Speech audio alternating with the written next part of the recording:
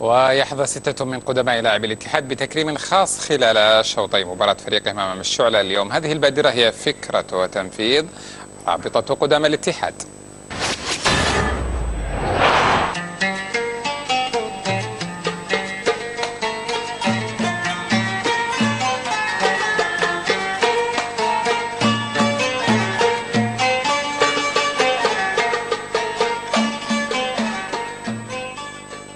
طبعا رابطة لاعبي محبي الاتحاد انشأت منذ 3 سنوات أو أسست بالمعنى الصحيح من اللعيبة القدامى، لعيبة الاتحاد القدامى، ومع محبين الاتحاد.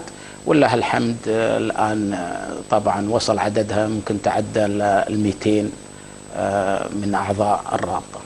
طبعا أهداف الرابطة أن يكون من أهم أهدافها دعم النادي ماديا ومعنويا. يعني النادي ممكن يحتاج من اللعيبة القدامى من خبرتهم بالأمور الفنية وبالأمور الإدارية يدعمون النادي، ونفس الشيء بالدعم المادي وأن يكونون أعضاء في الجمعية العمومية. هذه من أهم شروط الرابطة.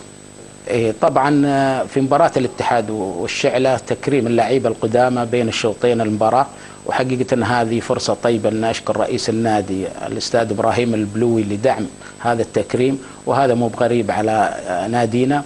وكذلك لا أنسى كذلك الأستاذ محمد النويصر والأستاذ أحمد روزي والأستاذ أحمد المصيبيح كذلك لدعم وبتسهيل مهمة الرابطة لتقوم في مهمتها بين شوطي المباراة لتكريم اللعيبة القدامى، واللي هم عيسى خواجي، عبد الله غراب، أحمد بايزيد، علي عشعوش، أحمد سالم، عيد مرشد، إن شاء الله بإذن الله في مباراة الاتحاد والشعلة بين الشوطين المباراة.